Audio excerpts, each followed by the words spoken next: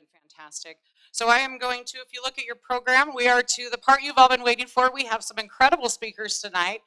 Derek Brown, our Utah Attorney General, is going to take just a couple of minutes and give us an update.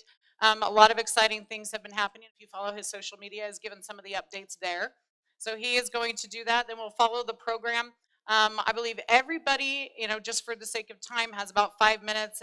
Mike Lee has 7 to 10. So there's some insider just time frame. We'll keep things moving, but I think you'll be very pleased with this wonderful federal delegation and our state AG and treasurer that we have tonight. So with that, thank you.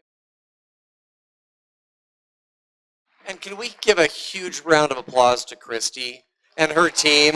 Seriously, this is, I mean, if you look around I've been to a lot of these events, a lot of them, as have I know a lot of you. Every little detail, I mean, there are so many details as you look around that have been taken care of. And so I appreciate that. I appreciate that the last thing uttered before when I was down there was the phrase, Derek was great, but.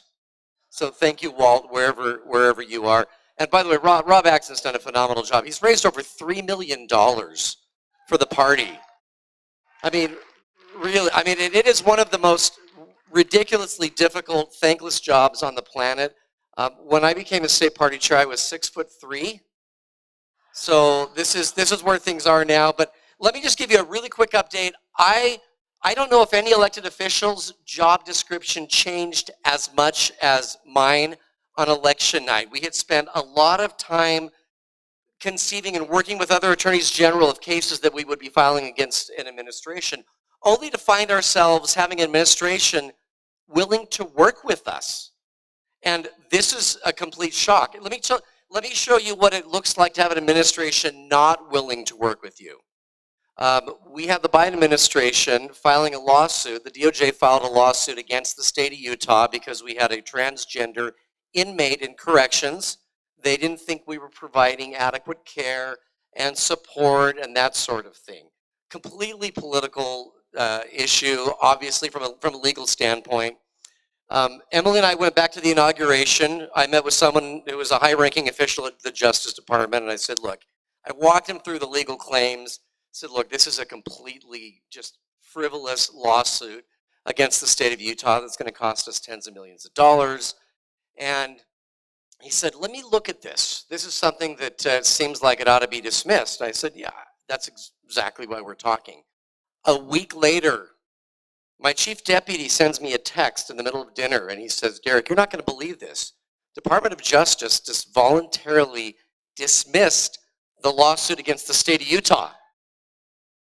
So I see Senator Lee clapping. And we've got more stuff like this going on. There's a lot going on. Recently, I was at the White House. We were meeting with the AG Pam Bondi about things like men competing in women's sports, what it is we can do about that. And there's just a lot going on. I'll be there next week meeting with the White House again on a separate matter involving the state. In fact, we've got Utah and Oklahoma are arguing a case in the Supreme Court next Tuesday. So we're excited because this deals with our legislators out there, it's the Good Neighbor Rule. You're probably familiar with that. This is the rule that the Biden administration's been using to try and shut down our power plants here in Utah. So this is a phenomenal opportunity. But let me just briefly say, the battle we are facing right now is in the court systems. I mean, I know there's a lot of talk about what Trump is doing and how it's being fought out in the media and on social media and whatever. The reality is the battle's in the legal systems. I mean, you saw this just this week, right? With the criminals going to Venezuela. What immediately happened? We had a judge who filed a nationwide injunction, impacting the entire nation, right? I mean, this is where the battle is. And in fact, you're seeing judges now no longer using preliminary injunctions. They're using temporary restraining orders. And why is that? Senator Brammer knows. It's the appealability, right? You can't appeal a TRO, which is why it almost feels like the judges are in on the legal strategy. So anyway, that's where the battle is.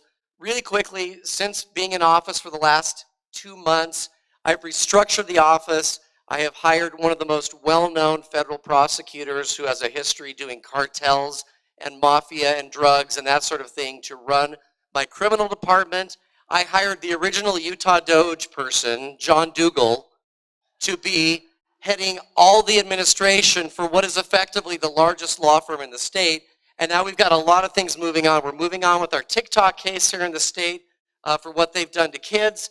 I just announced last week 11 felony prosecutions for people who fraudulently collected signatures. That's moving forward. And we're also working with other states too, because there's stuff going on in other states that concerns me.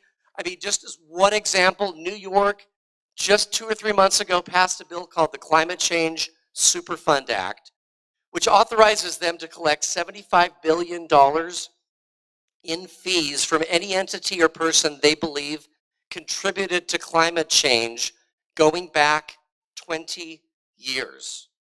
Okay, now think about that. I know there's a lot of stuff that we talk about in the party, and there's a lot of people that like to fight against each other, but the battle, my friends, is stuff like that, because if they can do this, and by the way, working with the state of West Virginia, Utah is fighting this policy, and we are getting a group of AGs to fight this. If New York can do this, so can California, and so can Arizona and Colorado and New Mexico.